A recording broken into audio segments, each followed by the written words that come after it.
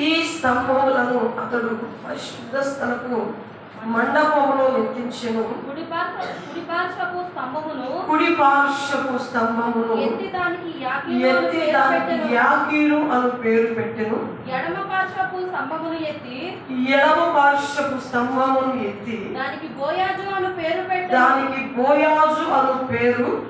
పెట్టెను. దేవునికి సర్టిఫికెట్ స్తోత్రం చెప్పండి. హల్లెలూయా, హల్లెలూయా. ప్రియమైన దేవుని సంగమా, దేవుని పిల్లారా,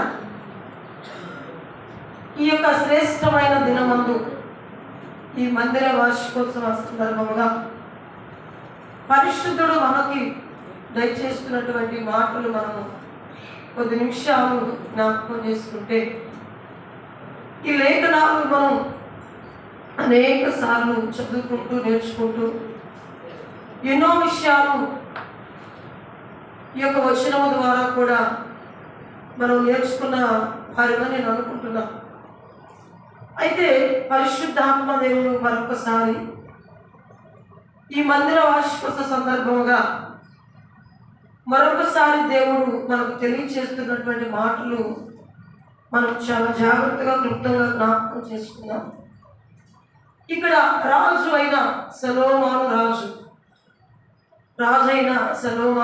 దావీదు కుమారుడైన సొలొమోను రాజులలో మరి 3వ రాజుగా, ఇశ్రాయేలు ప్రజలను ఏలిన వాడిలో 3వ రాజుగా, 12 గోత్రాల వారి మీద రాజుగా 3వ రాజుగా సొలొమోను భక్తుడు కనబడుతున్నా.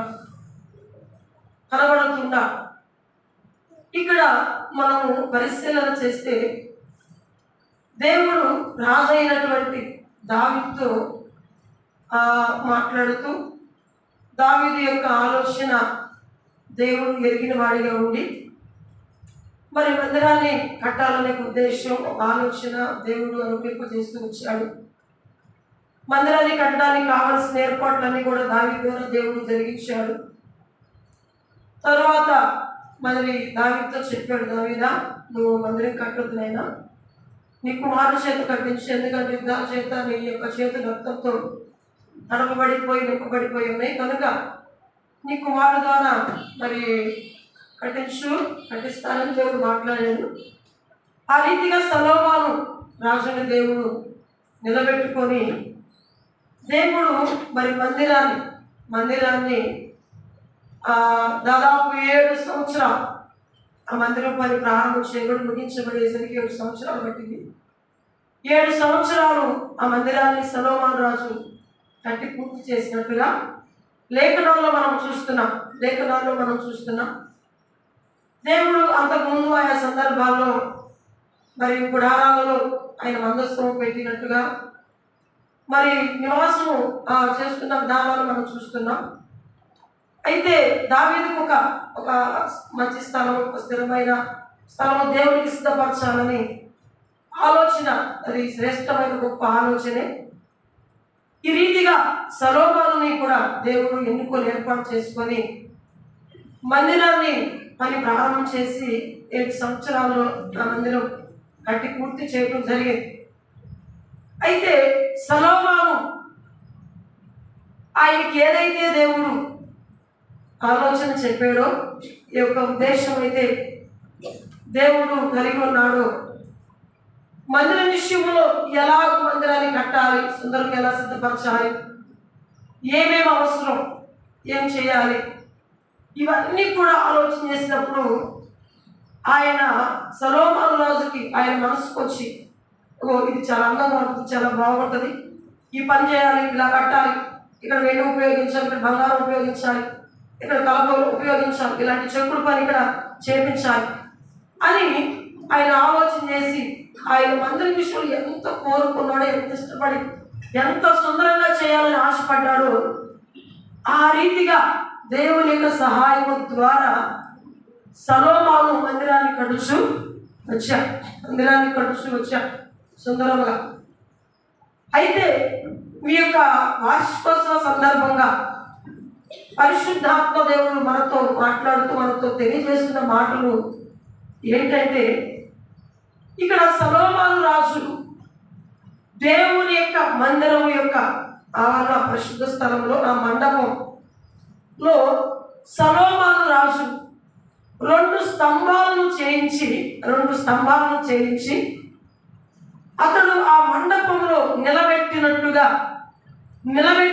మనము ఈ వచనంలో చదువుకున్నాం. ఎన్ని స్తంభాలు చేయించాడు సొలొమోను?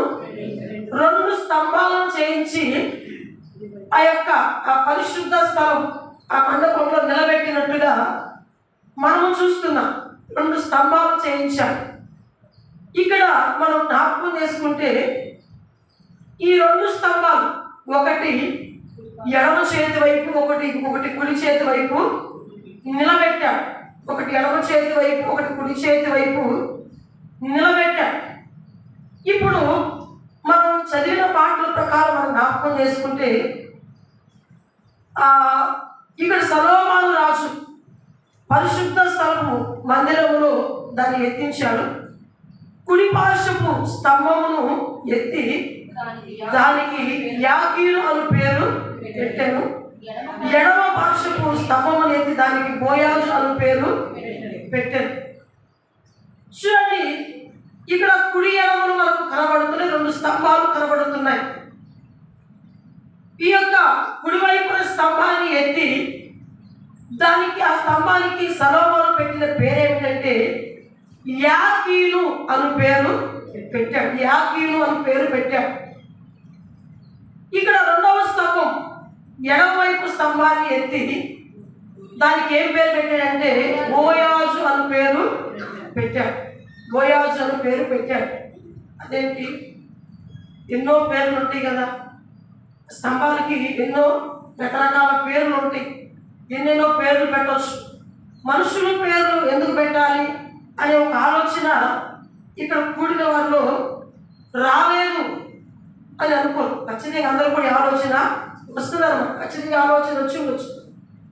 అయితే ఇక్కడ మనం జ్ఞాపకం చేసుకుంటే భక్తులు ఎవరు కూడా ఒక పని చేసినప్పుడు దానికి కారణం లేకుండా ఏ పని చేయరు, ఏ పేరు కూడా పెట్టరు. ఉద్దేశం కారణం ఖచ్చితంగా ఉంటుందన్నమాట. అయితే ఇక్కడ మనం జ్ఞాపకం చేసుకుంటే ఇక్కడ కుడి చేతి పెద్ద స్తంభం ఎత్తి యాకీను అని పేరు పెట్టాడు ఆ స్తంభానికి. ఎడమ చేతి స్తంభం ఎత్తి దానికి బోయాజు అని పేరు పెట్టాడు. ఇప్పుడు ఇక కుడి చేతి స్తంభం మనం జ్ఞాపకం చేసుకుంటే ఈ యాకీను అసలు ఎవరు అని మనం జ్ఞాపకం చేసుకుంటే యాకీను షిమ్యోను యొక్క నాలుగవ కుమారుడు. షిమ్యోను యొక్క కుమారుడు యాకీను అన్నమాట. చూడండి, మనం జ్ఞాపకం చేసుకుంటే ఈ మాటలు యాకీను అనగా స్థిరపరచువాడు అనే మాటలు ఇక్కడ సూచనగా మనకు చూపిస్తా ఉంది. దేవునికి స్తోత్రం. హల్లెలూయా. యాకీను అనగా స్థిరపరుచును. యాకీను అనగా అర్థం ఏంటి? స్థిరపరుచును. చూడండి, ఇక్కడ సొలొమోను కుడివైపున స్తంభాన్ని ఎత్తి యాకీను అను పేరు పెట్టాడు. యాకీను అనగా స్థిరపరుచును అని అర్థం ఇస్తూ ఉంది. ఇక్కడ మనం జ్ఞాపకం చేసుకుంటే దేవుని యొక్క మాటలు చాలా క్లుప్తంగానే చెప్పేస్తాను, ముగిస్తాను తొందరగా. మీరేమి టెన్షన్ పడవద్దు. దేవునికి స్తోత్రం చెప్పండి, కొంచెం బిగ్గరగా చెప్పండి, కొంచెం చేతులు ఊపుతూ చెప్పండి. అందరూ ఇక్కడే ఉన్నారా? దేవునికి స్తోత్రం. హల్లెలూయా. ప్రియమైన దేవుని బిడ్డలారా, యాకీను అనగా స్థిరపరచును అనే అర్థం ఇస్తూ ఉందన్నమాట. ఈ యొక్క మధ్యాహ్న కాల సమయమందు మనము ఈ మాటలు జ్ఞాపకం చేసుకుంటున్నాం. అయితే ఈ యొక్క మందిర వార్షికోత్సవ సందర్భముగా జీవము కలిగిన దేవుడు మనతో మాట్లాడుచున్నాడు. ఆ దినాల్లో అయితే ఆయన గుడారంలో కట్టించి గుడారంలో ఉన్నాడు, మందిరాల్లో ఉన్నాడు. అయితే ఈ కొత్త నిబంధన కాలంలో, ఈ కొత్త నిబంధన లేఖన వాక్య ఆధారాలు మనం జ్ఞాపకం చేసుకుంటే, ఆయనకు మందిరం ఇప్పుడు అవసరం లేదంటే అవసరం లేదన్నట్టు కాదు, కానీ ప్రాముఖ్యమైన మందిరం ఆయనకి ఏంటంటే మన దేహమే ఆయనకు దేవాలయం అయిందని కొరింథీ పత్రికలో పౌలు గారు మాట్లాడుతున్నారు. అంటే మన దేహము అనేది ఇప్పుడు దేవునికి దేవాలయంగా మార్చబడి ఉన్నదన్నమాట. ఆ రోజున దేవాలయంలో ఉన్నటువంటి ఆయన ఉన్న దేవుడు ఈ రోజున మన దేహం అనే దేవాలయాల్లో నివాసము చేయడానికి ఆయన ఇష్టపడేవాడిగా ఉంటున్నాం. కనుక ఈ మందిర వార్షికోత్సవ సందర్భంగా దేవుని మందిరంలో చేరినటువంటి ప్రతి ఒక్కరూ కూడా ఈ సుందరమైన, ఈ అందమైన మందిరంలో మాత్రమే కాదు, కానీ నీవే ఒక దేవునికి మందిరమై ఉన్నావు కనుక నీలో కూడా ఆయన నివాసము చేయాలని కోరుకుంటున్నా. ప్రాముఖ్యమైన మందిరం ఎవరంటే నీవే. ఇక్కడ కూడిన నీవే ప్రభు రక్తంలో కడగబడి, అనగా లోకము నుంచి వేరు చేయబడి, లోక కార్యాల నుంచి వేరు పారి ప్రభు యొక్క రక్తాన్ని స్వీకరించే రక్తంలో శుద్ధి చేయబడి ప్రభుని సొంత రక్షకుడిగా అంగీకరించి మందిరంలో ఆరాధన చేస్తూ ప్రభు యొక్క రక్త మాంసాల్లో పాలు భాగస్తులు అవుతున్న మీరే ఒక మందిరాలన్నమాట. ఈ యొక్క మందిరము చాలా అందమైనదిగా, అంటే దేవునికి ఇష్టమైనదిగా, దేవుడు నివాసము చేసే మందిరాలుగా మన మందిరాలు ఖచ్చితంగా ఉండాలి. ఎక్కడ పడితే అక్కడ దేవుడు ఉండేవాడు కాదు, కానీ ఏ స్థలాన్ని పడితే ఆ స్థలాన్ని కోరుకునేవాడు కాదు, కానీ ఎక్కడ పడితే అక్కడ నివాసం చేయడానికి ఇష్టపడేవాడు కాదు, కానీ ఆయన మన దేహము అనే దేవాలయాలు, అంటే సుందరమైన అందమైన దేవాలయం. ఆ రోజు సొలొమోను దేవాలయాన్ని చాలా సుందరంగా కట్టించిన వాడిగా ఉన్నాడు, చాలా సుందరంగా కట్టించాడు. ఇంకా చెప్పుకుంటూ పోవాలంటే హేరోదు కూడా ఆ సొలొమోను కట్టించిన మందిరం బబులోను రాజు పాడు చేసిన తర్వాత ఎజ్రా ఇలా భక్తులు కొంత కట్టుకుంటూ శుభ్రం చేసుకుంటూ వచ్చారు. అయితే హేరోదు కూడా ప్రజల యొక్క మెప్పు కోరి, ప్రజల యొక్క పొగడ్తలు, ప్రజల యొక్క దృష్టిలో గొప్ప అనిపించుకోవాలి, మంచిగా నేను అందరి దృష్టిలో పడిపోవాలి అని అనిపించుకోవాలని మందిరాన్ని ఆ దినాల్లో హేరోదు ఇంకా సుందరంగా, ఇంకా అందంగా కడుతూ వచ్చాడు. వాస్తవానికి మందిరాన్ని కట్టాడు తన హృదయంలో దేవుని పట్ల ఒక మంచి ఉద్దేశం కానీ, ఒక మంచి ఆలోచన కానీ, దేవుని అనుసరించి నడవాలనే తలుపులుగా లేవు, కానీ కేవలం ఆయన మందిరం ఎందుకు కట్టాడంటే మందిరం ఇలా కట్టుతో ఇలా అందంగా ఉంటే అందరూ పొగుడుతారు, భలే కట్టాడు, భలే చేశాడు అని నన్ను అనిపించుకోవాలనే ఉద్దేశంతో తర్వాత మందిరాన్ని కట్టడం. ఇలాంటి తలంపులతో ఇలా జరుగుతూ వచ్చింది. అయితే ఇక్కడ మనం జ్ఞాపకం చేసుకుంటే మన యొక్క మందిరమై ఉన్నాం. ఆ రోజు మందిరాలు ఎంత సుందరంగా కట్టుకుంటూ వచ్చాడు దేవుని మందిరం అని. ఈ రోజు మందిరంలో ఉన్నటువంటి మనము సుందరమైన మందిరాలుగా మనమందరము కూడా మార్చబడేవారిగా ఉండాలి. దేవునికి ఇష్టమైన మందిరముగా, అంటే అపవిత్రమైనది, అయోగ్యమైనది, శపితమైనది ఏది కూడా మన దేహం అనే మందిరాల్లో నివాసం చేయకూడదు. యోగ్యమైన మందిరాలుగా మనమందరము కూడా ఉండాలి. యోగ్యమైన మందిరాలుగా ఉండాలి. దేవుడు నిత్యము నివాసము చేసే మందిరాలుగా మనమందరము కూడా ఉండాలి. అలాగూ సిద్ధపరచబడిన వారిగా ఉండాలనే ఈ మందిరం యొక్క వార్షికోత్సవ కూడిక అన్నమాట. అంతేగాని దైవజనులకి లేదా పెద్దలకి ఏదో కొన్న పెద్దలకి ఏదో విశ్వాసులకి డబ్బులు ఎక్కువయ్యే మాత్రమో కాదు, ఏ పని పాట లేక కాదు, డబ్బులు ఎక్కువయ్యే ఏమాత్రం కూడా కాదు. ప్రతి ఒక్కరు కూడా ఆత్మ సంబంధమైన మందిరాలుగా అలంకరించబడుతూ దేవుని రాకడకు సిద్ధపరచబడుతూ దేవుని ఎదుర్కొనే స్థితి స్థాయిని సంపాదించుకోవాలనేదే ఈ యొక్క ప్రార్థన కూడిక యొక్క ముఖ్య ఉద్దేశం. దేవునికి స్తోత్రం. హల్లెలూయా, హల్లెలూయా, హల్లెలూయా. ప్రియమైన దేవుని బిడ్డలారా, ఇలాగున మందిరాలుగా సిద్ధపరచబడాలి. నిజంగా యాకీను మనము ఈ యొక్క కుడి వైపు స్తంభం నిలబెట్టి సొలొమోను యాకీను అని పేరు పెట్టాడు. ఈ యొక్క యాకీను అనగా స్థిరపరచువాడని మనం చదువుకున్నాము. యాకీను ఎలా ఒక స్థిరమైన వాడిగా స్థిరపరచబడిన వాడిగా ఉన్నాడో మందిరాల్లో మనము కూడా విశ్వాసులుగా ఉన్నటువంటి ప్రతి ఒక్కరు కూడా స్థిరము కలిగిన వారిగా ఉండా. దేవునికి స్తోత్రం. హల్లెలూయా, హల్లెలూయా, హల్లెలూయా. అందుకనే కీర్తన 92 కీర్తన 11వ వచనంలో అక్కడ రాయబడినట్టుగా యెహోవా మందిరంలో నాటబడిన వారై వారు మన దేవుని ఆవరణలో వర్ధిల్లుదురు. దేవునికి స్తోత్రం. హల్లెలూయా. నాటబడిన వారు, స్థిరపరచబడిన వారు ఎలా ఉంటారంట? వర్ధిల్లుచు ఉంటారు. ఎవరైతే నాటబడతారంట, స్థిరపరచబడుతూ ఉంటారో వారు ఖచ్చితంగా దేవుని మందిరంలో వర్ధిల్లేవారుగా ఉంటారు. అన్ని విషయాల్లో వర్ధిల్లుచూ ఉంటారు. అన్ని పరిస్థితులు, అన్ని విషయాల్లో ఆత్మ సంబంధంగా వర్ధిల్లుతుంటారు. ఆర్థిక పరంగా వర్ధిల్లుతూ ఉంటారు. ఆరోగ్య పరంగా వర్ధిల్లుతూ ఉంటారు. ఏ విషయాల్లో కూడా డల్ అయిపోయిన వారిగా, లేకపోతే బలహీనం అయిపోయిన వారిగా, లేకపోతే దరిద్రులుగా పొరపాటు కూడా ఉండరు. కానీ దేవుని మందిరం ఒక స్థిరత్వం కలిగిన వారిగా ఎవరైతే ఉంటారో, నాటబడిన అనుభవం కలిగిన వారిగా ఉంటారో వారు ఎప్పుడు కూడా పచ్చదనం కలిగి వర్ధిల్లుతూనే ఉంటారు. వాళ్ళు వర్ధిల్లుతూనే ఉంటారు. ఎప్పుడు క్షేమంగా, ప్రశాంతంగా, ఆశీర్వాదకరంగా, దీవెనకరంగా ఉంటారు.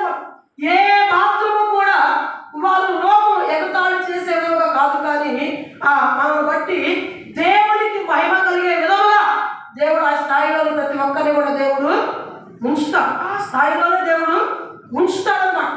కనుక ఈ యొక్క మధ్యాహ్న కాల సమయం అందు స్థిరత్వం అనేది ప్రతి ఒక్కరికి కూడా అవసరం. స్థిరమ లేని వారిగా ఉండకూడదు, స్థిరపడే వారిగా ఉండాలి. ప్రతి విషయంలో ఒక స్థిరం. ఒక సంఘంలో మొదటిగా మనం జ్ఞాపకం చేసుకుంటే, సంఘంలో అడుగు పెట్టిన ప్రతి ఒక్కరు కూడా నాటబడిన అనుభవంలో, అంటే స్థిరపరచబడిన అనుభవంలో ఉండాలన్నమాట. చాలా మంది రక్షణ పొందుతారు, బాప్తీసాలు పొందుతారు, మందిరంకి వస్తారు, కొంతకాలం సంఘంలో ఉంటారు, తర్వాత ఏమైపోతారు? ఈ మధ్య సోషల్ మీడియా ఎక్కువ దగ్గర మా చేతుల్లో ఎక్కువగా కనబడుతుంది, చూస్తూ ఉన్నాం. అక్కడక్కడ సభలు పెట్టినప్పుడు రకరకాల ప్రవక్తలని, లేకపోతే పేరు పెట్టి పిలిచేవారని ఇలా ఎందరో వస్తున్నారు. అంటే వాళ్ళు ఏదో నేను విమర్శించాలనే విషయం చెప్పడం కాదు, కానీ ఇలా ఎన్నో జరుగుతూ ఉన్నాయి. ఎన్నో చూస్తూ, ఎంతో సేవకులు చూస్తూ ఉన్నాం, ఎన్నెన్నో బోధనలు వింటూ ఉన్నాం. అయితే ఈరోజు మనుషులు విశ్వాసి సంఘంలో చేర్చబడిన తర్వాత తొలగిపోవటానికి, తొట్టిల్లిపోవటానికి, స్థిరంగా లేకుండా పోవటానికి కారణమైనటువంటి విషయాలు ఏంటంటే, అక్కడ జరుగుతున్నా, ఇక్కడ అది బాగుందంట, ఇక్కడ ఇలా ఉందంట అని వాటిని వీటిని చూసుకొని వీటి కోసం పరుగులెత్తి మారిపోయేవారిగా, అంటే స్థిరమ లేకుండా, నిలకడ లేకుండా తొలగిపోయేవారు, అటు ఇటు తిరిగేవారిగా విశ్వాసులు తయారైపోతున్నారు. మీరు ఎలా స్థితిలో ఉన్నారో నాకైతే సంపూర్ణంగా తెలియదు, కానీ మీరందరూ కూడా స్థిరపరచబడిన వారని నమ్ముతున్నారు. చాలా చోట్ల చూస్తూ ఉంటే స్థిరమైన వారిగా ఉండట్లేదు, స్థిరంగా ఉండట్లేదు. ఒక రోజు ఒక సంఘం, ఒక నెల, ఒక సంవత్సరానికి ఒక సంఘాలు అటు ఇటు మార్చుకుంటూ ఎవరైతే గద్దించకుండా వాక్యం చెబుతారో, ఎవరైతే నొప్పించకుండా వాక్యం చెబుతారో, ఎవరైతే మనం ఏం చేసినా పొగుడుతూ, మనం ఇచ్చే కానుకలు పొగుడుతూ, లేకపోతే మనం చేసిన పేరు పెట్టి పొగుడుతూ, ఇలా ఎవరైతే పొగుడుతూ ఉంటారో వారిని ఇష్టపడి అక్కడికి వెళ్ళిపోయేవారిగా ఉంటారు. కొంచెం వాక్యాన్ని బట్టి గద్దిస్తే లోపడేవారు ఈ రోజున సంఘాల్లో తక్కువైపోతున్నారు. లేరు అని చెప్పడానికి లేదు, కానీ పొదువైపోతున్నారు, తక్కువైపోతున్నారు. వాక్యాన్ని బట్టి గద్దిస్తే తిరుగుబాటు, వాక్యాన్ని బట్టి గద్దిస్తే లోపడే మనసు లేకుండా పోతున్నాడు. ఈరోజు స్థిరత్వం లేకుండా ఆ సంఘానికి, ఈ సంఘానికి, ఆ సేవకులు, ఈ సేవకులు, ఆ బోధ, ఈ బోధ, అక్కడ ప్రవక్త, ఇక్కడ ప్రవక్త, అక్కడ దర్శనం, ఇక్కడ కళ, ఇలాంటివి నమ్మి అక్కడికిక్కడికి పరిగెత్తుకొని వారు కలిగిన ఆత్మీయ విశ్వాసాన్ని పోగొట్టుకునే భయంకర ప్రమాదకరమైన స్థితిలో ఈ రోజున విశ్వాసులు కనబడుతున్నారు అన్నమాట. భయంకర పరిస్థితుల్లో విశ్వాసులు కనబడుతున్నారు. అయితే ఈ రోజున దేవుని యొక్క వాక్యాన్ని బట్టి మనం నేర్చుకోవాల్సిన విషయాలు ఏమిటంటే, మరి నేను కొత్త విషయాలు చెప్పడం లేదు, కానీ మీకు యాకీను ఎలాగూ స్థిరపరిచేవాడిగా అంటే స్థిరమైన వాడిగా ఉన్నాడో, అలాగూ సంఘంలో ఒక స్తంభాలుగా ఉన్నటువంటి వారు స్థిరమైన వారిగా అస్థిరులుగా ఉండకూడదు. నువ్వు వర్ధిల్లాలంటే నీ వ్యాపారం, నీ కుటుంబం, లేకపోతే నీ కలిగిన సమస్తం వర్ధిల్లి అభివృద్ధి చెంది ఆశ్రయించబడి విస్తరించబడాలి అంటే నువ్వు స్థిరమైన వ్యక్తిగా ఉండాలి. నీ ప్రమాణంలో స్థిరంగా ఉండు, నీ సంఘంలో స్థిరంగా ఉండు. ఏ తీర్మానం తీసుకున్నావో ఆ తీర్మానంలో స్థిరంగా నువ్వు నిలబడాలన్నమాట. నీకు ఏ బాధ్యత, ఏ పరిచర్య, ఏదైతే నీ సేవకులు నీకు అప్పచెప్పారో వాటి అందు స్థిరముగా ఉండాలి. రోజుకొక నిర్ణయం, రోజుకొక తీర్మానం, రోజుకొక లేకపోతే ప్రతిష్ఠ, ఇలా కాదు. నువ్వు స్థిరమైన మనసు కలిగి ఆ స్థిరముగా సంఘంలో ఉండాలి. మనసు స్థిరంగా ఉంటేనే సంఘంలో స్థిరంగా ఉంటారు. కొంతమంది మనసు చంచలత్వం కలిగి ఉంటారు. చంచల మనసు అన్నమాట. ఒక్క చోట స్థిరంగా ఉండదు, ఒక మాట మీద స్థిరంగా ఉండదు. అయ్యా మేము చర్చికి చేస్తాం, ఇవో ఇస్తాం అంటారు, మళ్ళా కొన్ని రోజులు దాన్ని మర్చిపోతారు. కారణం ఏంటి? మాట మీద స్థిరం లేదన్నమాట. మాట మీద స్థిరమైనటువంటి జ్ఞానం లేదు కనుక మాట మార్చేస్తుంటారు అన్నమాట. ఈ రోజున మాటలు మార్చేవారిగా కాదు, ప్రమాదం కలిగిపోయేవారిగా కాదు, ఇదిగో ఏ పరిస్థితులు అయినప్పటికీ కూడా సంఘములో ఒక స్థిరమైన వారిగా మనము ఉండాలి. స్థిరమైన వారిగా ఉండాలి. మనం స్థిరము లేకపోతే మనం దేవుని యొక్క ఆశీర్వాదం, అభివృద్ధిని ఎట్టి పరిస్థితుల్లో పొందుకోం. ఇక్కడ కూడిన వారిని అడిగితే అభివృద్ధి ఎంతమంది కావాలంటే అందరూ కోరుకుంటారు. ఇంక రెండో మాట లేకుండా నాకు కావాలి వద్దరు ఉన్నారు. ఇక్కడ ఎవరు కూడా ఉండరు, అసలు ఎవరు కూడా ఉండరు. పిల్లలతో సహా ఎవరు కూడా ఉండరు. అందరికీ అభివృద్ధి అవసరం. అభివృద్ధి కావాలి అంటే నువ్వు ఖచ్చితంగా నాటబడిన అనుభవంలో ఉండాలి. ఎక్కడ దేవుని మందిరంలో నాటబడిన అనుభవం కలిగిన వ్యక్తిగా ఉండాలి. ఇలాంటి అనుభవం నువ్వు కలిగి ఉన్నప్పుడు ప్రియమైన దేవుని బిడ్డలారా, అన్ని విషయాల్లో వర్ధిల్ల చేసే దేవుని పక్షాన దినదినం నిలబడి నీకు ఆలోచన చెప్పి నీకు సమస్తాన్ని కూడా సమకూర్చేవాడిగా ఉంటాం. దేవునికి స్తోత్రం. హల్లెలూయా, హల్లెలూయా, హల్లెలూయా. మళ్ళా మనం జ్ఞాపకం చేసుకుంటే ఇక్కడ కుడివైపు స్తంభాన్ని నిలబెట్టి యాకీను అని పేరు పెట్టాడు. యాకీను అనే మాటకు స్థిరపరుచును అనే అర్థం మనం జ్ఞాపకం చేసుకున్నాం. రెండవ స్తంభం అనగా ఎడమ వైపు స్తంభాన్ని సొలొమోను నిలబెట్టి దానికి ఏమని పేరు పెట్టాడు? బోయాజు అని పేరు పెట్టాడు. ఈ యొక్క బోయాజు మనం జ్ఞాపకం చేసుకుంటే ఈ బోయాజు సామాన్ హల్లెలూయా, హల్లెలూయా, రాహాబు యొక్క కుమారుడుగా ఈ యొక్క బోయాజు మనకు కనబడుతున్నాడు. అయితే ప్రియమైన దేవుని బిడ్డలారా, ఈ యొక్క బోయాజు అనగా మనం జ్ఞాపకం చేసుకుంటే వేగిరపడువాడు అనే అర్థము బోయాజుకు ఉందన్నమాట. దేవునికి స్తోత్రం. హల్లెలూయా, హల్లెలూయా. ఎడమ వైపు స్తంభాన్ని నిలబెట్టి ఆ స్తంభానికి బోయాజు అని పేరు పెట్టాడు. ఆ స్తంభము పేరు బోయాజు. బోయాజు అనే మాటకు అర్థము వేగిరమే.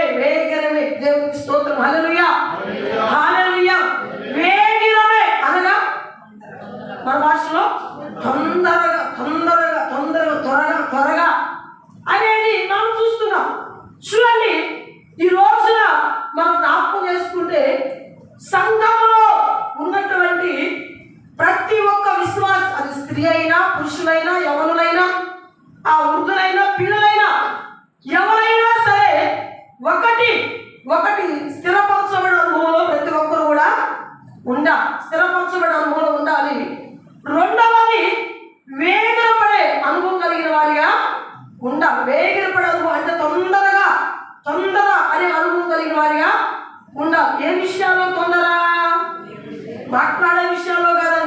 తొందరగా కొంతమంది తొందర ఎక్కువ, ఊరక అనవసరమైన వాగులు, అనవసరమైన మాటలు, తొందరపడి కోపడుతూ, తొందరపడి తిడుతూ, తొందరపడి అపార్థం చేసుకుంటూ, ఇలాంటి వ్యక్తులుగా చాలా మంది తొందరపడుతుంటారు. ఆ తొందర గురించి కాదు కానీ పరిశుద్ధాత్మ దేవుడు లేఖనాలు చెప్తుంది, ఇది ఏ తొందర అని మనం జ్ఞాపకం చేసుకుంటే, దేవుని మందిరానికి వచ్చే విషయంలో త్వరపడే వారిగా ఉండాలి. ఎన్ని గంటల ప్రార్థన మీకు?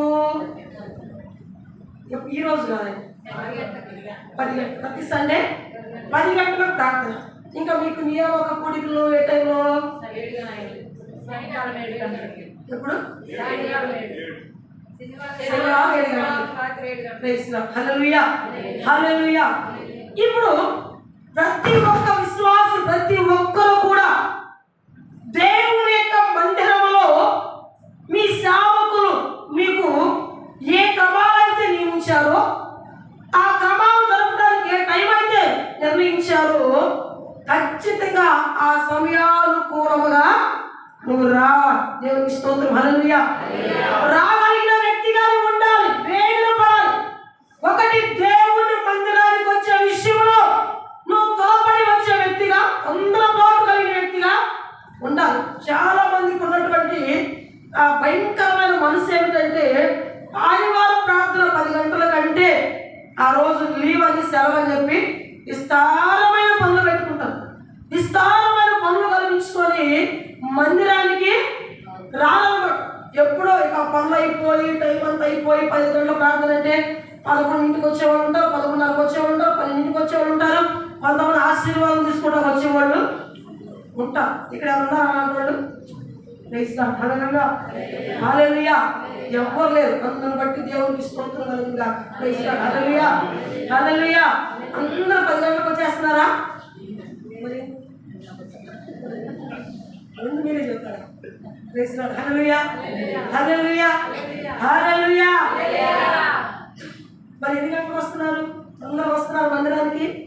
త్వరపడి వస్తున్నారా? పునరుద్ధాన దినం మనం తిని వండుకొని పనులు చేసుకునే రోజు కాదు, కానీ మొదటిగా ప్రభుని ఆరాధించే రోజు. ప్రభుని మొదటిగా ఆరాధించిన తర్వాతే ఏదైనా మనం. అంతేగాని ఆ పనులు చేసిన తర్వాత ఆరాధనకు వచ్చేవారిగా ఉండకూడదు. ఆశీర్వాదం కోల్పోవడానికి, కార్యాలు కుటుంబాలు జరగకుండా పోవడానికి కారణం ఏంటంటే, దేవుని మందిరానికి ఆలస్యంగా వస్తూ ఉంటాం. ఎప్పుడో లేటుగా వేసి సెలవే కదా బస్సులో పడుకుందాం అని చెప్పి లేటుగా వేసి ఎప్పుడో బయలుదేరి వస్తూ ఉంటాయి. ఈరోజు పాటలు అయిపోతాయి, ఆరాధన అయిపోతాయి, సాక్ష్యాలు అయిపోతూ ఉంటాయి, ఆ కీర్తన భాగం ఇలాగ అన్నీ అయిపోతాం, వాక్యం కూడా అయిపోతాం. ఇలాగ వచ్చేవారుగా ఉంటాం. ఇలాగూ ఎట్టి పరిస్థితుల్లో సంఘము రాకూడదు. వేగిరపడ దేవుని మందిరానికి వచ్చే విషయంలో త్వరపడి సంఘానికి వచ్చే వ్యక్తులుగా ప్రతి ఒక్కరు కూడా ఉండాలి. తొందరపాటు కలిగి ఉండాలి. ఇంకా మనం జ్ఞాపకం చేసుకుంటే, దేవుని యొక్క మాట నుంచి, దేవుని యొక్క ధారణలో నుంచి, ఒకటి మందిరానికి తొందరగా రావాలైతే, రెండవది కూడా వేగిరపాటు పరిచర్య విషయంలో కూడా ఉండాలి. పరిచర్య చేయడానికి తొందరపాటు ఉండాలి. అమ్మో పాస్టర్ గారికి లేకపోతే మనం వాళ్ళు కనబడ్డామా, మందిరం నన్నే ఉండమంటారేమో, మందిరం నన్నే శుభ్రం చేయమంటారేమో, మ్యాథ్స్ మొత్తం నన్నే మట్టబెట్టి లేకపోతే నన్నే వేయమంటారేమో, కుర్చీలు నన్ను వేయమంటారేమో, నీయమంటారేమో అని చాలా మందికి భయం. పరిచర్యకి ముందుకు రారన్నమాట. పరిచర్య చేయడానికి ముందుకు రారన్నమాట. చాలా మంది రారు.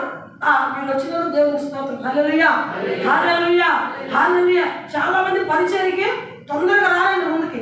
పరిచర్య తప్పుకుందాం అనుకుంటారు. చాలా మంది ఎక్కడికి వెళ్ళి చెప్పే మాట, ఈ వార్త, ఈ పదం మాత్రం సంఘాల్లో చాలా మంది చుట్టాల్లాగా ఉంటారు. సొంతోళ్ళే ఎట్లా ఉంటారు? చుట్టాల్లాగా ఉంటారు. చుట్టాలు ఎట్లా ఉంటారు? మనకలాగానే ఉంటారు, వేరు కాదు. కానీ అంటే వాళ్ళు ప్రత్యేకత అంటే వాళ్ళకి బాధ్యత, పని మన ఇంటికి వచ్చి చేస్తారా? మనం అన్నీ ప్రిపేర్ చేస్తే, రెడీ చేస్తే చక్కగా వాళ్ళు వచ్చి మనం కూర్చొని మాట్లాడుకొని మనం వాళ్ళకి ఏదైతే టిఫిన్ సిద్ధపరిచామా, భోజనం సిద్ధపరిచామా అని మర్యాదపూర్వకంగా వాళ్ళకి వడ్డిస్తాం, తినేసి వాళ్ళు చక్కగా వెళ్ళిపోతాం. చుట్టాలు పని అది. మనం వెళ్ళినంత జరిగింది, మా దగ్గరకు వచ్చినా అదే ఉంటారు. కానీ సంఘంలో మాత్రము విశ్వాసులైన వారు చుట్టాలుగా మాత్రం ఎట్టి పరిస్థితుల్లో ఉండకూడదు. ఎలా ఉండాలి? ఇంటి వారు లాగా. ఇంటి వాళ్ళు ఎలా ఉంటారు? పొద్దున వేసి అన్ని పనులు చేస్తారు, చీవులు పడతారు, పాత్రలు శుభ్రం చేస్తారు, క్లీన్ మొత్తం అన్నీ చేసుకుంటారు. ఇంటికి కావాల్సిన ఏమేమి అవసరం, పిల్లలకి ఏం కావాలో, భర్తకి ఏం కావాలో, బిడ్డలకి ఏం కావాలో అన్ని పనులు చక్కపరుచుకుంటారు. అవునా కదా? అన్ని పనులు చేస్తారు అన్నమాట ఇంట్లో అయితే. బయట అయితే జస్ట్ అట్లా వచ్చి తినేసి సిద్ధపరిచి తినేసేసి 2 మాటలు మాట్లాడి వెళ్ళిపోతారు. సంఘంలో విశ్వాసులు చుట్టాలాగా పొరపాట్లు కూడా ఉండకూడదు. ఎలా ఉండాలి? ఇంటి వారిలాగా సంఘంలో విశ్వాసులు అంటే ఇంటి వారు పరిచర్య చేసే అనుభవం కలిగిన వారిగా, అంటే పరిచర్య కొరకు వేగిన పాటు మనసు కలిగిన వారిగా ఉండాలి. అంటే తొందరపడి నేను చెయ్యాలి, ఈరోజు పరిచయం నాదే, నాకు దక్కాల భాగ్యం, నేనే చేయాలి, ఈ వంతు నాదే, నేను తొందరగా చేయాలి, నాకు దీవెన పొందుకోవాలి, నా కుటుంబానికి దీవెన సంపాదించుకోవాలి అని తొందరపడి పరిచయం చేయడానికి నడవంచాలి. కానీ తప్పుకునేవాడిగా ఉండకూడదు. కొంతసేపు అయిపోయి వెళ్ళిపోయి అనుకోండి, అన్ని రెడీ చేసి పెట్టుంటారు, చక్కగా కూర్చొని 2 మాటలు విని భోజనం తినేసి పక్కకి వెళ్ళిపోవడం అని ఆలోచన సంఘం ఎప్పుడు కూడా ఉండకూడదు. ఏ పని జరుగుతున్నా, ఏ కూడిక జరుగుతున్నా పరిచర్య చేయడానికి తొందరపడాలి. త్వరగా నీ నడుము కట్టుకొని పరిచర్య చేయడానికి నడుము వంచాలు. నిన్ను తగ్గించుకునే స్థితిని, ఎంత ఉద్యోగమైనా, ఎంత వ్యాపారమైనా, ఎన్ని లక్షలు సంపాదించే స్థితి స్థాయి అయినప్పటికీ, నువ్వు ఎంత పేదలేని వ్యక్తి అయినప్పటికీ, నీ ఇంటిలో ఆల్రెడీ 5-10 మంది పనివాళ్ళు నుండి ఇంట్లో పనిచేస్తున్నప్పటికీ కూడా దేవుని ఇంట్లో మాత్రం ఒక పరిచర్య చేసేయడానికి తొందరపడే వ్యక్తిగా నువ్వు ఉండాలి. దేవునికి స్తోత్రం. హల్లెలూయా, హల్లెలూయా. ఇంకా చెప్పాలంటే మన ఇళ్ళలో పని మనుషులు పెట్టుకోవచ్చు, కానీ సంఘంలో మాత్రం పనులు మాత్రం పెట్టుకోవచ్చు. మనమే పనివారిగా ఉండాలి. దేవునికి స్తోత్రం. హల్లెలూయా, హల్లెలూయా. ఎలాంటి బాత్రూమ్ కడిగే పనైనా, క్లీన్ చేసే పనైనా, వండే పనైనా, వడ్డించే పనైనా, ఎంత కూడా ఇస్త్రాగా తీసివేసే పనైనా ఎవరు చేసేవారిగా ఉండాలి? విశ్వాసే చేయాలి, కానీ వాటి కోసం పనులు కాదు. విశ్వాసులే చేయగలిగిన వారిగా ఉండాలి. పరిచర్య విషయంలో వేగిన పాటు కలిగిన వారిగా ఉండాలి. ఒకటి దేవుని మందిరానికి రావడానికి వేగిన పాటు, రెండోది పరిచర్య చేయడానికి నువ్వు వేగిన పడే వ్యక్తిగా, నువ్వు త్వరపడే వ్యక్తిగా ఉండాలి. మూడవది మనకి జ్ఞాపకం చేసి నీకు ఏ రిఫరెన్స్ ఏం చూపిస్తుంది అడవులు పెట్టట్లేదు మనం. ఎందుకంటే కొన్ని విషయాలు మీకు తెలిసినవే. దేవునికి స్తోత్రం. హల్లెలూయా, హల్లెలూయా. మూడవదిగా మనం జ్ఞాపకం చేసుకుంటే దేవుని సన్నిధిలో కానుక ఇవ్వటానికి వేగిరి పడేవారిగా ఉండాలి. దేవునికి స్తోత్రం. హల్లెలూయా. కొంచెం ఇంతకు ముందు చెప్పి ప్రార్థనకు రావటం, పరిచర్య చేయటం కొంచెం ఇష్టంగా అనిపిస్తుంది అని, కానీ ఇది మాత్రం కొంచెం ఇబ్బందికరంగా ఉంటుంది నాకు కానీ మీకు. ఇదే దేవునికి స్తోత్రం. హల్లెలూయా, హల్లెలూయా. అన్ని బాగా పరిచర్య చేస్తారు కొంతమంది, ప్రార్థనకు వస్తారు కొంతమంది. తొందరగా ఇవ్వాలంటే మాత్రం ఇవ్వరన్నమాట. ఏదో పండుగ వచ్చిందా, మీటింగ్స్ పెడుతున్నారా, లేకపోతే దశమ భాగాలా, ఏం చేస్తారు? ఇద్దామా, ఇద్దాం, 3 రోజులు పెట్టుకుని అవసరం అయితే వాడుకొని అవసరం తీర్చుకొని తర్వాత ఇద్దామలే అన్నట్టుగా విసుగుతూ ఉంటారు అన్నమాట. జేబులోంచి బయటకు, బ్యాగులోంచి, పర్సులో నుంచి బయటికి రావన్నమాట. ఇద్దాంలే, చేద్దాంలే, తర్వాత చూద్దాంలే, మన ఖర్చులు పెట్టుకున్న అవసరాలు అయిపోయిన తర్వాత మిగిలితే తర్వాత చూద్దాంలే, ఉండేది అయిపోయి ఇది కట్టేసేది, ఇది అయిపోతే తర్వాత చూద్దాంలే అన్నట్టుగా దేవునికి ఇచ్చే విషయంలో చాలా చాలా లేట్ చేస్తూ ఉంటారు. చాలా లేట్ చేస్తూ ఉంటారు. నిజంగా ప్రియమైన దేవుని బిడ్డలారా, దేవునికి ఇచ్చే విషయంలో మనం తరువు చేసేవారిగా ఉండకూడదు. Praise Lord. Hallelujah, hallelujah. నీకు జీతం పడిందా, మొదటిగా ఏం చేయాలి? 10వ భాగం తీసి మొదటిగా పంపించేశారు దేవుని సేవకులకి ఇచ్చేసాం. మీరు పండగ వచ్చిందా, మీటింగ్స్ పెట్టారా, ఏదైనా కార్యక్రమం ఏదైనా స్పెషల్ మీటింగ్లో ఏమైనా ఉన్నాయా, దాని సేవకులు ఏదైనా మీరు కార్యక్రమం నిర్వహించారా, నీకు కలిగిన దాంట్లో మొదటిగా నువ్వు ఇవ్వగలిగిన వ్యక్తిగా ఉండాలి. మనం మన ఇంట్లో ఏదైనా చేసుకునేటప్పుడు ఎలా చేస్తాము?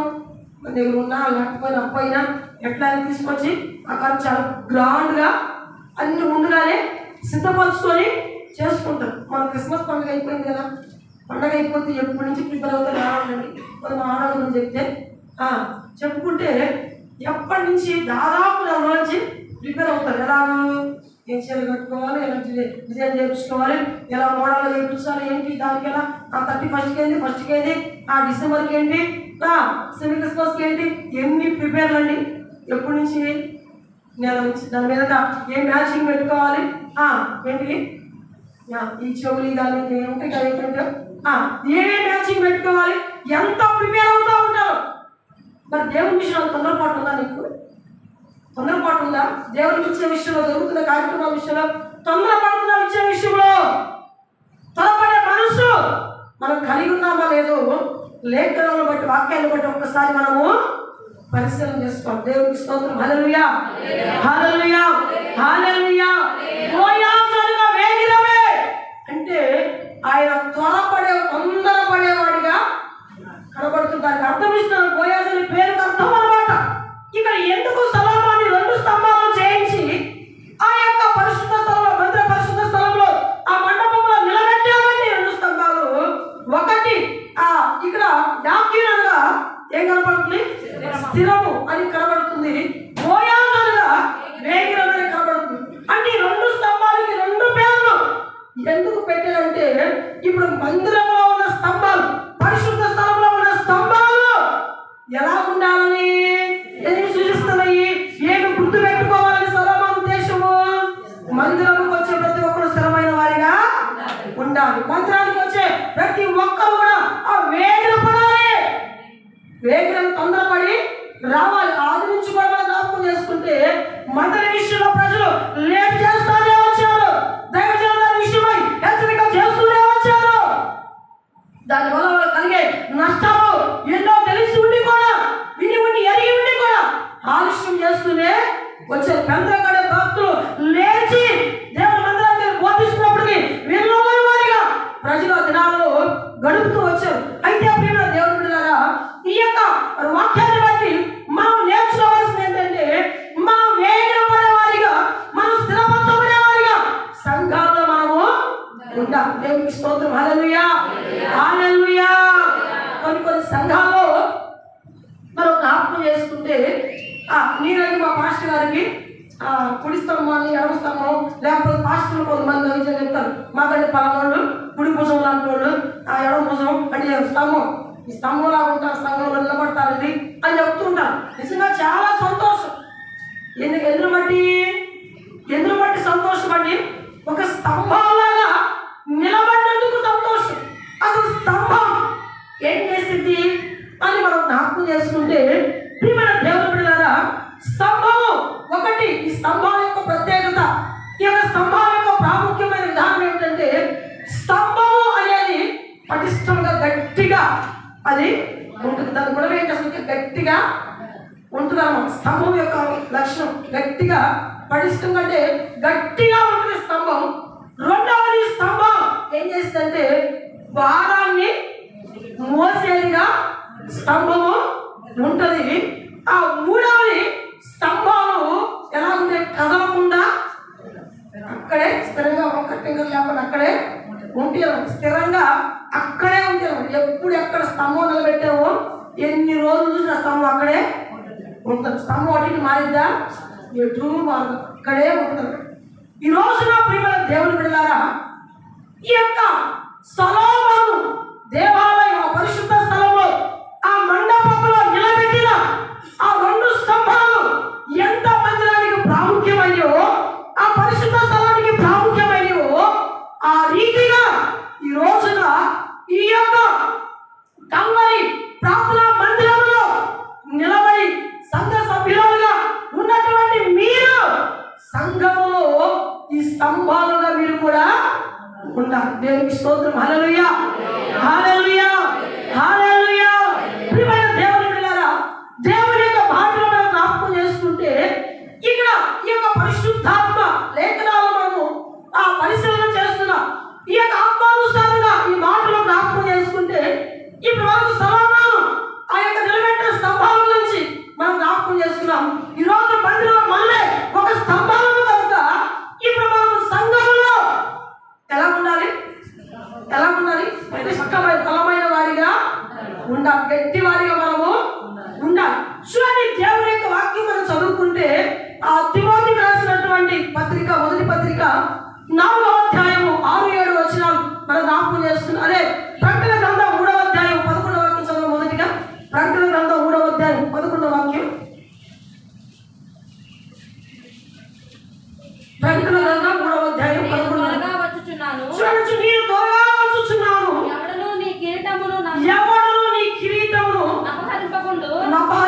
కూడా నీకు కలిగిన దానిని గట్టిగా నీకు కలిగిన దాన్ని గట్టిగా పట్టుకో. దేవునికి స్తోత్రం చెప్పండి.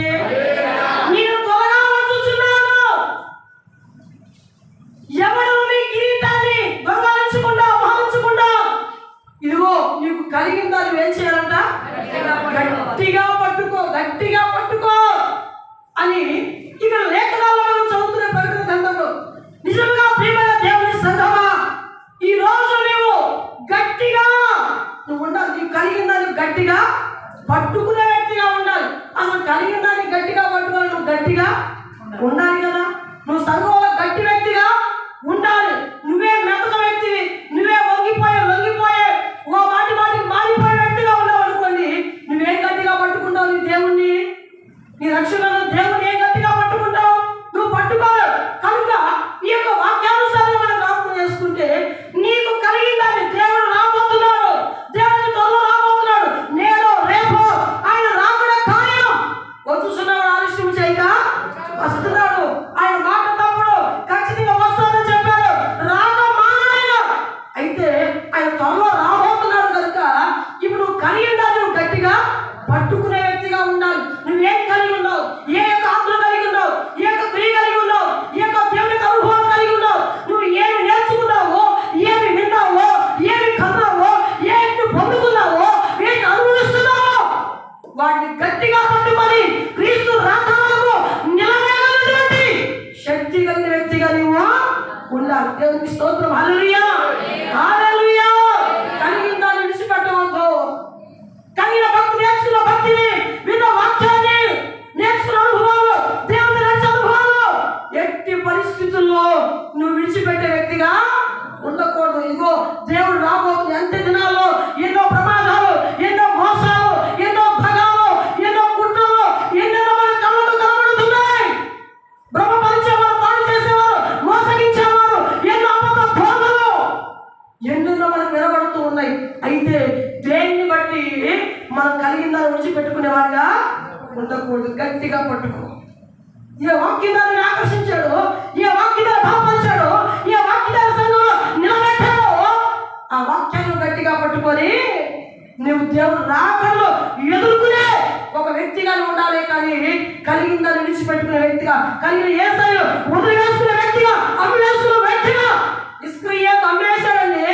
30 నాణ్యాలకు ఇస్కరియోతు కదా యేసయ్యను అమ్ముకున్నాడు, వదులుకున్నాడు అనమాట. ఈ రోజున అమ్ముకొని విడిచిపెట్టుకునే వారిని క్రీస్తులు మనము ఉండకూడదు. దేవుని పేరిట ఎక్కడైనా వెళుతుంటే ఈ రోజు క్రైస్తులు ఎన్నో శ్రమలు వస్తున్నాయి, ఎన్నో పోరాటాలు, ఎందరో కొడుతున్నారు, చంపుతున్నారు, ఎన్నో జరుగుతున్నాయి, వింటూ చూస్తున్నాం.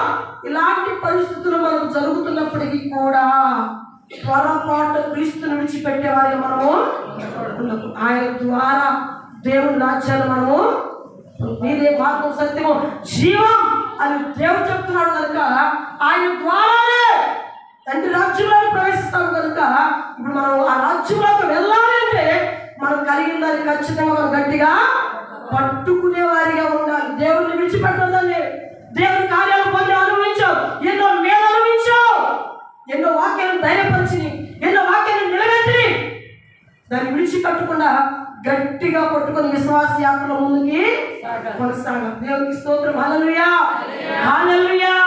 ఇంకా మనం జ్ఞాపకం చేసుకుంటే తిమోతి రాసిన పత్రికలో, మొదటి పత్రికలో 4:6-7 వచనాల్లో పౌలు గారు మాట్లాడుతున్న సాక్ష్యం చెప్తున్న చదువున్న మాటలు కూడా సహోదరులకు వివరించిన యెడల నీవు అనుసరించుతూ వచ్చిన విశ్వాస సుబోధ సంబంధమైన వాక్యముల చేత వెంపారుచు క్రీస్తు యేసునకు మంచి పరిచారకుడు అయ్యుందువు. తిమోతి రాసినటువంటి మొదటి పత్రిక 4వ అధ్యాయము 6-7 నుంచి.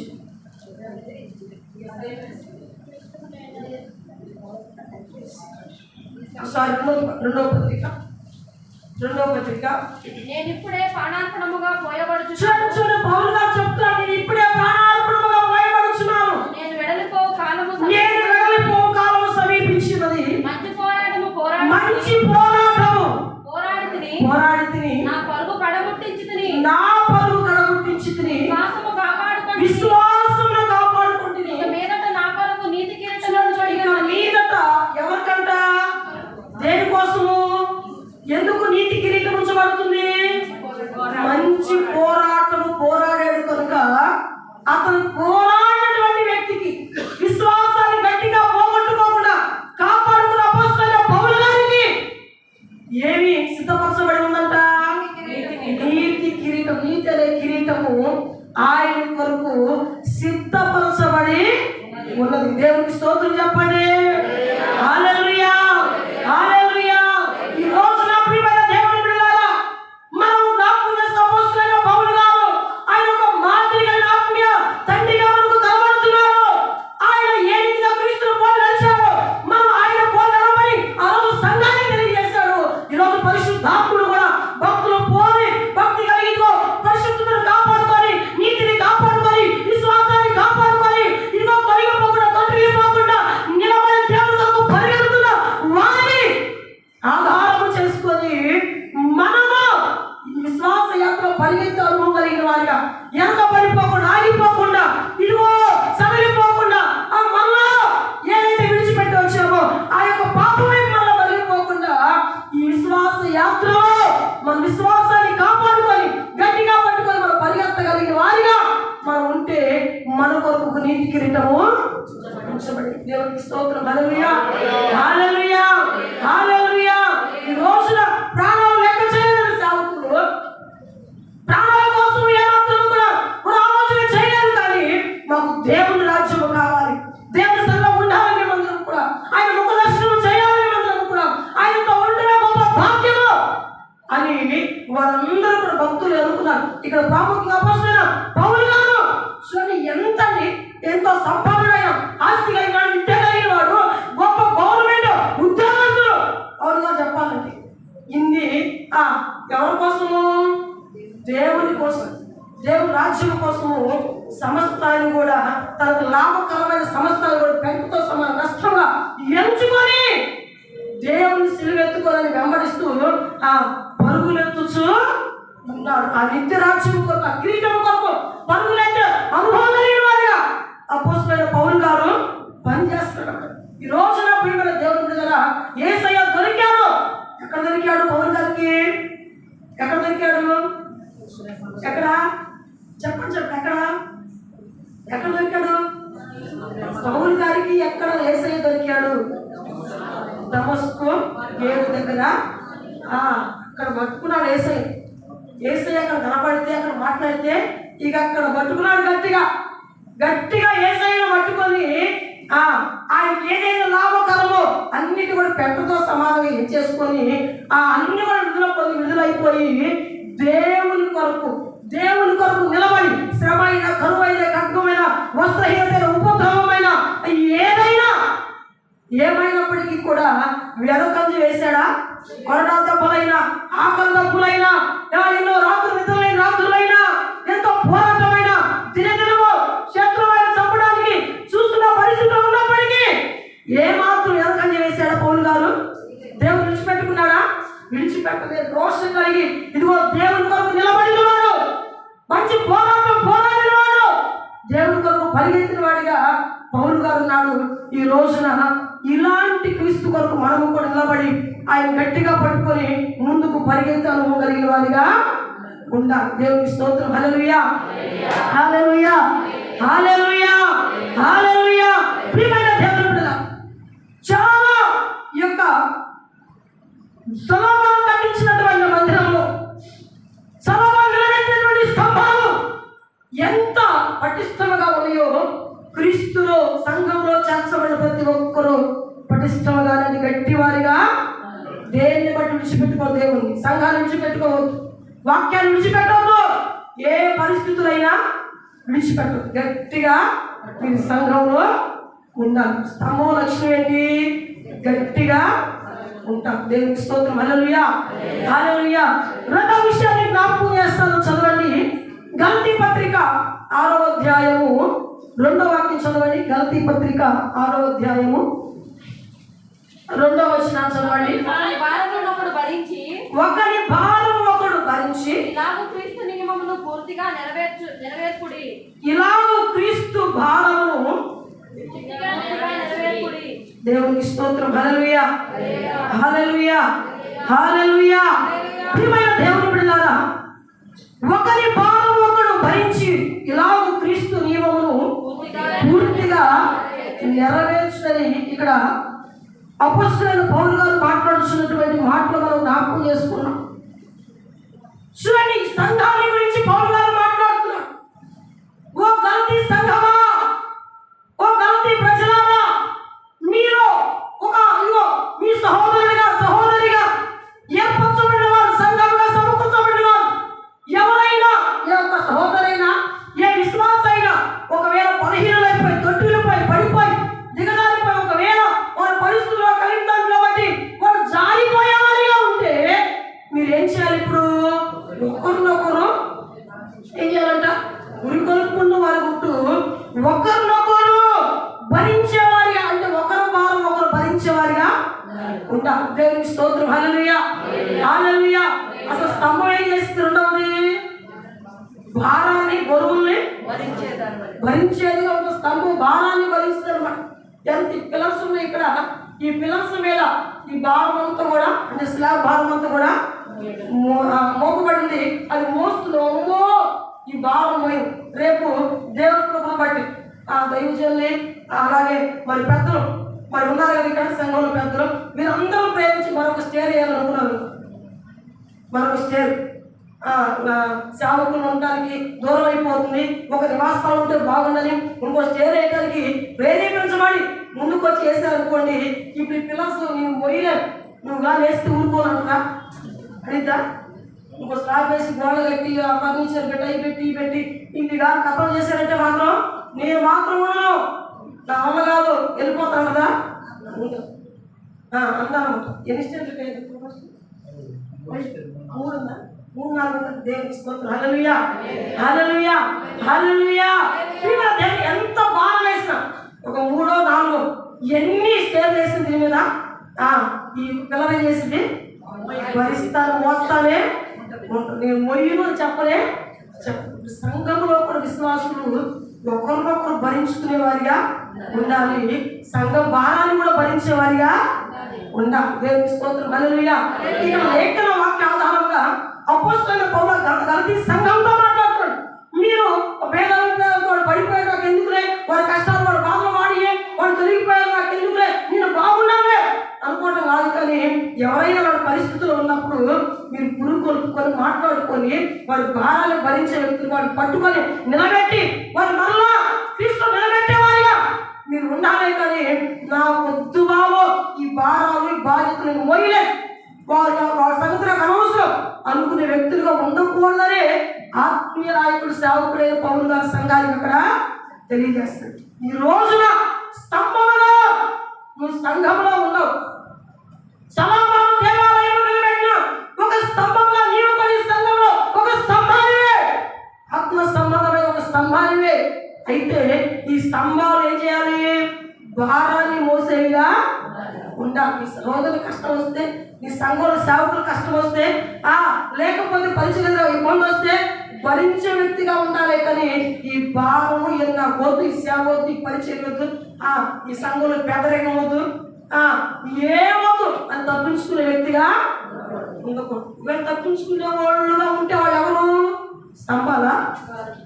వేలుగు స్తంభాలు ఉంటే సరిపోదు. స్తంభాలుగా ఉండేవాళ్ళు సమస్తాన్ని కూడా భరించాలి. ఏ కష్టం వచ్చినా, ఏ నష్టం వచ్చినా, ఏ పరిస్థితి అయినా. సేవ అంటే నిజంగా దేవుడిని వెంబడించినట్టు అంత మనం అనుకున్నట్టు ఉండదు.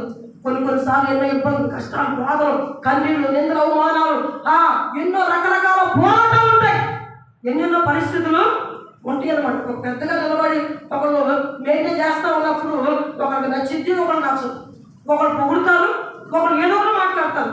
మనం పరిచయం చేస్తున్నప్పుడు అబ్బో చేసేయాలి అంటారు, బాగా చేసేయాలి అనేవాళ్ళు ఉంటారు. ఉండరా పొగిడేవాళ్ళు ఉంటారు, మెచ్చుకునే వాళ్ళు ఉంటారు, ఏం కాదు చేసిందిలే అంటారు, మిషన్దా పసుందా, మిషన్దా కారం ఉందా అనేవాళ్ళు ఉంటారు. ఎవరో తింటారు, నోట్లో పెడతారు ఉందా అనేవాళ్ళు ఉంటారు. ఎన్ని ఉన్నా ఏదైనా భరించే వ్యక్తిగా నువ్వు ఉండాలి. అబ్బో సేవకుల దగ్గర బిల్డప్ పడుతున్నారుగా, పెద్ద కనపడతా, వీళ్ళ మీద విశ్వాసం లేనట్టు మేము అన్నట్టుగా కొంతమంది అంటారు. అట్లాంటి మాటలు వస్తాయి. ఏది వచ్చినా భరించే వ్యక్తిగా ఉండాలి. దేవునికి స్తోత్రం. హల్లెలూయా. ఎందుకో తెలుసా? ఎందుకు భరించాలో తెలుసా? నువ్వు సంఘంలో ఒక స్తంభాన్ని. దేవునికి స్తోత్రం. హల్లెలూయా. స్తంభం లక్షణమే భరించాలి. నీ సహోదరులు భరిస్తావు, అనేక మాటలు భరిస్తావు, నువ్వు ఏదైనా భరిస్తావు. దేవునికి స్తోత్రం. హల్లెలూయా. హల్లెలూయా. బహుశా ఆ దైవజనులకు కానుక ఒక మంచి కారు తీసి కారు కొనిచ్చినప్పుడు, కారు కొనిచ్చినప్పుడు సేవకుడు నీ పేరు చెప్పలేదు, మర్చిపోయాడు. చెప్పాల్సిన అవసరం లేదు. నువ్వు ఇచ్చింది దేవునికి, దేవుడు ప్రతిఫలం ఇస్తాడు నీకు. దాన్ని మనం డబ్బా కొట్టుకునేందుకు మరి ఇప్పుడు మనుషులు తెలియజేసుకుంటూ దేవుడు మరుగు చేస్తాడు, అంతే కదా. దేవుడికి ఇచ్చి దేవుడు చూస్తున్నాడు. ఒకరు చెప్పలేదు, నాకు చెప్పలేదు, నేను చెప్పలేదు అనే ఒక వేదంతో ఉన్నాం అనుకోండి, ఇది భరించినట్టు. ఇక మనసు కష్టం పెట్టుకొని పలకుండా మోగా సైకట్ట ఇట్ట ఏదో ఉన్నాం అనుకో, ఇది భరించిన లక్ష్యం ఏంటి? సంఘంలో విశ్వాసం భరించేవారిగా, భారము బాధ్యతలు భరించేవారిగా ఉండాలి. ఏదైనా భరించే వ్యక్తిగా ఉండు. ఒకవేళ నువ్వు మంచి చేసి ఒక నిర్మల్చింది భరించు. నువ్వు సంఘానికి ఉపయోగకరమైన మేలుకరమైన వ్యక్తివే, కానీ గుర్తింపు లేదు. గుర్తింపు వచ్చేదో వస్తుంది, దేవుడు ఇస్తాడు. భరించు అంతేగాని కావాలని కోరుకుని మాత్రం ఎవరు కూడా చేయొద్దు. కావాలని కోరుకోకూడదు ఎవరు కూడా. దేవుడే తగిన సమయంలో ప్రతి ఒక్కరిని హెచ్చించేవాడు ఉంటాడు. కనుక యొక్క ధ్యాన కాలశంలో నువ్వు స్తంభాన్ని అయితే, ఒకటి నువ్వు పటిష్టం పడి గట్టిగా నువ్వు నిలబడతావు, గట్టిగా ఉంటావు, ఏ మాత్రం తొలగిపోవు. దేవుడు యేసుప్రభు ఎట్టి పరిస్థితుల్లో విడిచిపెట్టవు. రెండవదిగా నువ్వు స్తంభాన్ని అయితే, స్తంభం ఎలా భారం మోస్తుందో నువ్వు కూడా భారం మోసే వ్యక్తికి, బాధ్యత కలిగిన వ్యక్తికి సంఘంలో ఉంటావు. నా వల్ల కాదు అనే మాట నీ నోటికి అన్నది కూడా ఉండదన్నమాట. దేవునికి స్తోత్రం. హల్లెలూయా. హల్లెలూయా. మూడో విషయాన్ని జ్ఞాపకం చేస్తాం, చదవండి. కొరింథీయులకు రాసినటువంటి మొదటి పత్రిక, కొరింథీయులకు రాసిన మొదటి పత్రిక 15వ అధ్యాయము 58వ వాక్యం చదవండి. కాగా ప్రియ సహోదరులారా, మీ ప్రయాసము ప్రభువునందు వ్యర్థము కాదని ఎరిగి, కాగా నా ప్రియ సహోదరులారా, మీ ప్రయాసము ప్రభువునందు వ్యర్థము కాదని ఎరిగి, స్థిరులను కదలని వారును ప్రభు కార్యాభివృద్ధి యందు ఎప్పటికీ ఆసక్తులైనడు. దేవునికి స్తోత్రం చెప్పండి. కొంచెం బిగ్గరగా చెప్పండి. హల్లెలూయా. చూడండి, ఇక్కడ అపోస్తలుడైన పౌలు గారు మరొక మాట కొరింథీ సంఘముతో మాట్లాడుచున్నాడు. ఏమంటే, కాగా నా ప్రియ సహోదరులారా, మీరు మీ ప్రయాసము ప్రభువునందు వ్యర్థము కాదని ఎరిగి స్థిరముగా ఉండండి. దేవునికి స్తోత్రం. హల్లెలూయా. హల్లెలూయా. స్థిరమై ఉండండి. దేవునికి స్తోత్రం. హల్లెలూయా. హల్లెలూయా. స్తంభం ఎలా ఉంటుందంట? స్తంభం ఎలా ఉంటుంది? ఒకటి పటిష్టంగా ఉంటుంది, రెండోది భారం పోసేదిగా ఉంటుంది, మూడవది కదలనిదిగా కదలించబడదన్నమాట. స్తంభం కదలదన్నమాట. ఎక్కడ వేసిన స్తంభము అక్కడే ఉంటుందన్నమాట. ఈరోజు నీవు కూడా ఆత్మీయ ప్రియమైన దేవుని బిడ్డలారా, ప్రభువునందు మీ ప్రయాస వ్యర్థము కాదని ఎరిగి మీరందరూ కూడా స్థిరముగా ఉండాలి. స్థిరమైన వారిగా ఉండాలి. అస్థిరులుగా మీరు ఉండకూడదు. స్థిర బుద్ధి కలిగిన వారిగా ఉండాలి. మీ ముందుగా చెప్తూ వచ్చేదన్నమాట. మనసు తేట మారిపోయేదిగా, పరిస్థితులను బట్టి, లేకపోతే 2 సంవత్సరాలను బట్టి, సేవకులను బట్టి, లేకపోతే ఇంకొక దాన్ని బట్టి మారిపోయేదిగా ఉండకూడదు. ఒక స్థిరమైన మనసు కలిగిన వారిగా సంఘంలో ఉండాలి. దేవునికి స్తోత్రం. హల్లెలూయా. హల్లెలూయా. మాటలు మారిపోతాయి. కొంతమంది చెప్పేది ఒకటి, చేసేది ఒకటి. మాట ఇస్తారు, మాట జరగచ్చు. అందుకని లేఖనం చెప్పిన అతను ప్రమాణం చేయ నష్టం కలిగిన మాట. దేవునికి స్తోత్రం. హల్లెలూయా. ఎవరు స్థిరమైన మనసు కలిగిన వారు, దేవుడు స్థిరపడినటువంటి వారు, స్థిరత్వం కలిగిన వారు, స్థిరంగానే అలానే ఏం జరిగినా జరగకపోయినా అలానే ఉండిపోతారు. దేవునికి స్తోత్రం. హల్లెలూయా. హల్లెలూయా.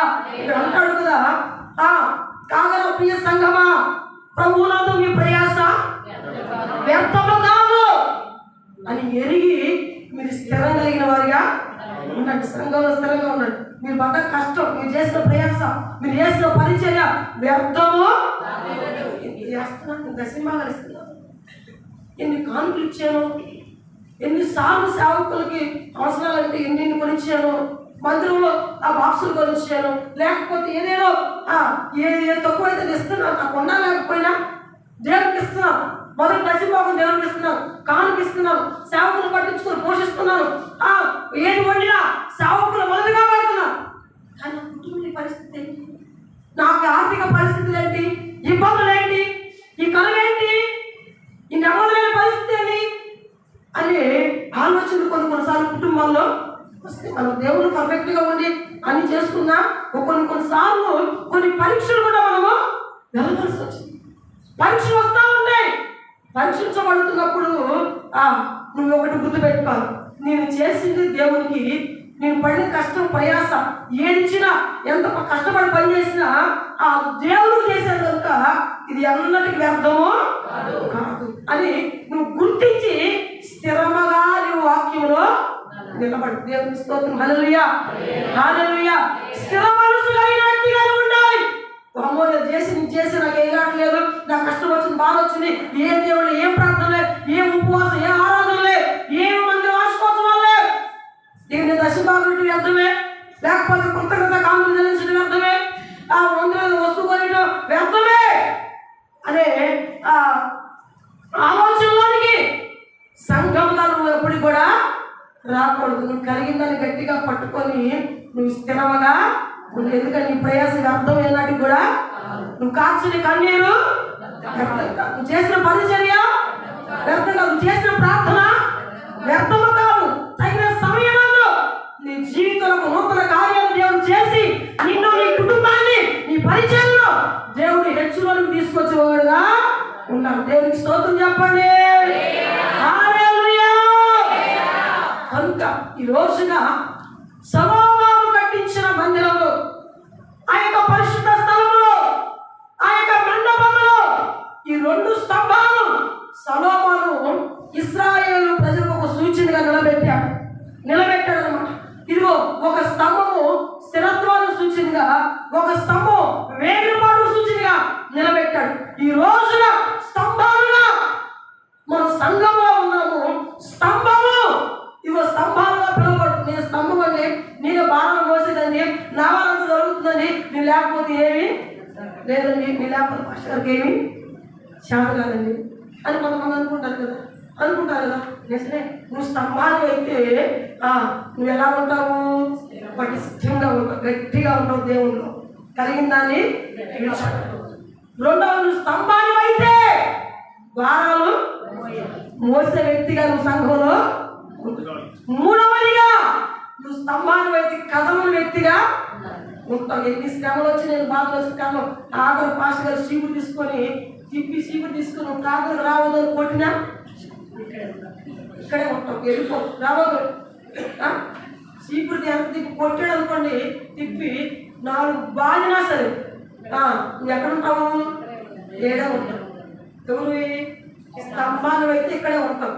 అమ్మో నన్ను పొగడలేదే, నన్ను వాక్యంలో నన్ను టార్గెట్ చేశాడు, వాడ నా గురించి చెప్పాడే, నా గురించి మాట్లాడాడే, ఇదిగో ఇదంతా నాకే అని అడిగేవనుకో నువ్వు స్థిరమైన వ్యక్తిగా స్తంభాలు అసలు నువ్వు కాదు.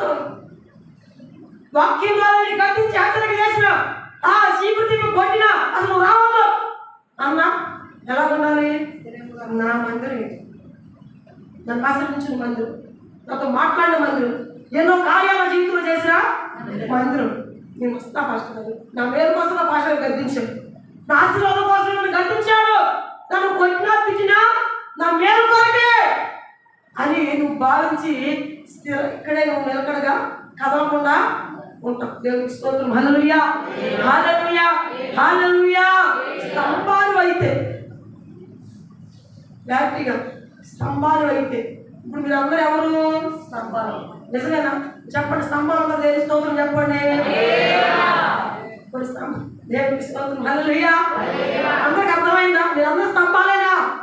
మీరు స్తంభాలు అండి, మేము పటిష్టంగా ఉంటాం, బరువులు మోస్తాం, భారాలు మోస్తాం, కథను వారిగా ఉంటాం అన్నాడు. మరొకసారి బిడ్డగా స్తోత్రం చెప్పండి. హల్లెలూయా. ఈ రోజున ప్రియమైన దేవుని మందిరంలో ఒక స్తంభం లాగా నీవు కూడా నువ్వు నిలబడాలి. ఈ స్తంభాలు కలిగిన అనుభవాలు నువ్వు కలిగి సంఘంలో నువ్వు నిలబడి దేవుని రాజ్యంలో చేర్చబడాలని ఈ మందిర వార్షికోత్సవ సందర్భంగా దైవజనులుగా నేను కూడా ఈ మాటలు తెలియజేస్తూ ఈ మాటలు ముగిస్తున్నాం. దేవుడు తన మాటలు దీవించి ఆశీర్వదించును గాక. ఆమేన్. అందరూ కూడా తలలో ఉంచి, ప్రతి ఒక్కరు కూడా మోకరించి, అందరూ కూడా తలలో ఉంచి, ప్రతి ఒక్కరు కూడా తలలో ఉంచి, అందరూ కూడా తలలో ఉంచుదామా. ఇంతవరకు పరిశుద్ధాత్మ దేవుడు ఎంతో మాట్లాడుతూ వచ్చాడు. ఆయనతో మాట్లాడిన మాటలు బట్టి ప్రతి ఒక్కరు కూడా చిన్న ప్రార్థన చేస్తారా? ఒక తీర్మానం తీసుకుని ప్రార్థన చేస్తారా? ఈ మందిర వార్షికోత్సవ సందర్భంగా ఒక తీర్మానంతో ప్రార్థన చేయి. ఇంతవరకు జీవం గల దేవుడితో మాట్లాడుతూ వచ్చాడు. సమభావం కట్టించిన ఈ మందిరంలో పరిశుద్ధ స్థలంలో మండపంలో 2 స్తంభాలు సలామా నిలబెట్టారు. ఒక స్తంభం హవీలను పేరు పెట్టారు, రెండో స్తంభానికి బోయాజ్ అని పేరు పెట్టారు. ఈ రోజున స్థిరత్వం కలిగే స్తంభంగా, వేగిరపడే స్తంభంగా నువ్వు ఉన్నావా అనే విషయాన్ని ఒక్కసారి పరిశీలన చేసుకో. ఈ వార్షికోత్సవ సందర్భంగా స్తంభము ప్రతిష్టమైనది, భారము భరించేది స్తంభం, నిలకడగా ఉండేది స్తంభం, కదలగా ఉండేది స్తంభం. ఈ రోజున సంఘంలో ఒక స్తంభాన్ని కదా నీవే ఆ రోజు సలామాలు పెట్టిన స్తంభానికి సాదృశ్యమైన స్తంభాన్ని కదా ఈ రోజు సంఘంలో నువ్వు పటిష్టంగా గట్టిగా ఉన్నావా? దేవుళ్ళు భారము భరించే వ్యక్తిగా ఉన్నావా? నువ్వు కదలని వ్యక్తిగా నువ్వు ఉన్నావా? ఈ వార్షికోత్సవ సందర్భంగా ఎలాంటి ఆత్మీయ ప్రయాణం కలిగి ఉన్నావు ఒకసారి పరిశీలన చేసుకొని, వాక్యాన్ని బట్టి ఒకసారి ప్రార్థన చేసుకొని, నీలో ఒకవేళ చెదరిపోయే, కదిలిపోయే, బలహీనమైపోయే, భారం భరించలేని వ్యక్తిగా ఒకవేళ ఇప్పటి వరకు జీవితం కొనసాగుతున్నాయి, ఈ వార్షికోత్సవ సందర్భంగా అయినా సరే ఇప్పుడైనా నీ మనస్సు మార్చుకొని వార్షికోత్సవం జరుపుకోవడం సంతోషం. ఇవి జరుపుకొని కొత్త బట్టలు కట్టుకొని మందిరం అలంకరించుకొని భోజనాలు చేసి వెళ్ళిపోయే వ్యక్తిగా కాదు. ఈ రోజును బట్టి ఆనందపడి ఈ ఆనందం ఇక్కడ వదిలిపెట్టి వెళ్ళిపోయే వ్యక్తిగా ఉండకూడదు. సంవత్సరాలు జరుగుతున్న కార్యాలు మొదలుపరచబడాలి. నీలో మార్పు రావాలి, భక్తిలో ఆత్మీయ అభివృద్ధి కలగాలి, నువ్వు ఆత్మపరమైన వర్ధిల్లుతూ ఉండాలి. సంఘంలో వార్షికోత్సవాలు జరుగుతూ ఉంటాయి. నీ భక్తిలో బలం ఎంత, నీ భక్తిలో స్థిరత్వం ఎంత, నీ భక్తిలో కదలిక ఒక్కసారి పరిశీలన చేసుకుని భక్తి కలిగిన వ్యక్తిగా, శక్తి కలిగిన వ్యక్తిగా, సంఘానికి ఒక ప్రయోజనకరమైన వ్యక్తిగా మార్చబడాలి. దేవుని రాజ్యాన్ని పొందుకున్న ఒక వ్యక్తిగా నువ్వు మార్చబడే అనుభవంలోకి ఉంటావు. అందరూ కూడా ప్రార్థనలో ముందు కొనసాగిపోతుంది. ప్రతి ఒక్కరు ప్రార్థనలో ముందు కొనసాగిపోతుంది. హల్లెలూయా, హల్లెలూయా, హల్లెలూయా, హల్లెలూయా, హల్లెలూయా, హల్లెలూయా. ప్రార్థన చేద్దాం. ప్రియమైన దేవుని బిడ్డగా, ఈ దినమున దేవుడు తండ్రి తన బిడ్డలతో మాట్లాడిన రీతిలో ఆయన నీకు నాతో ప్రభు మాట్లాడుతూ వచ్చాడు. ఆయన మాటలో జీవం ఉన్నది, ఆయన మాటలో శక్తి ఉంది. ఆయన మాటలు విన్నా నీ నా జీవితంలో ఒక శ్రేష్టమైనటువంటి స్థిరత్వాన్ని కలిగి దేవుని వాక్యానుసారమైన జీవితాలతో ప్రయాణం చేయగలిగితే ఎంత బాగుంటుందో ప్రియమైన. ఒక చిన్న ప్రార్థన చేద్దాం. ఒక చిన్న ప్రార్థన చేస్తారు దేవుని సన్నిధిలో. అలాగే అందరూ అలాగే లేచి నిలబడదాం. ఒక్క నిమిషం అలాగే అందరూ లేచి ఒక చిన్న ప్రార్థన. అలాగే ఎవ్వరు మాట్లాడకూడదు, అభివృద్ధి తీరకూడదు. అలాగే అందరూ లేచి hallelujah. Thank you master, thank you Lord. Hallelujah. ప్రభువా మాతో మాట్లాడుకోవచ్చు అయ్యా. ఏదైనా చేయగల గొప్ప దేవుడు. మాతో మీరు మాట్లాడుతూ వచ్చారయ్యా, మా జీవితాలను బలపరిచారయ్యా. వాక్యము వెలుగులో మా జీవితాలు ఒక శ్రేష్టమైన స్తంభము వలె మీ సన్నిధిలో, మీ మందిరంలో మమ్మల్ని ఆటండి నాయనా. మమ్మల్ని స్థిరపరచండి అయ్యా. మీ మందిరంలో వేగిరపడే వారుగా, స్థిరపరచబడే వారుగా, కాలమును భరించే వారుగా నాయనా, మా ప్రయాస ఎన్నడూ వ్యర్థము కాదని తెలియజేస్తూ వచ్చారు నాయనా. నీ బిడ్డలందరినీ బలపరచండి, నీ కార్యములు జరిగించండి ప్రభు అని ఒక చిన్న ప్రార్థన చేసుకున్నాము. హల్లెలూయా, హల్లెలూయా, హల్లెలూయా. ప్రభువా, ఆశ్చర్యకరుడా నీకు వందనాలయ్యా. కనికర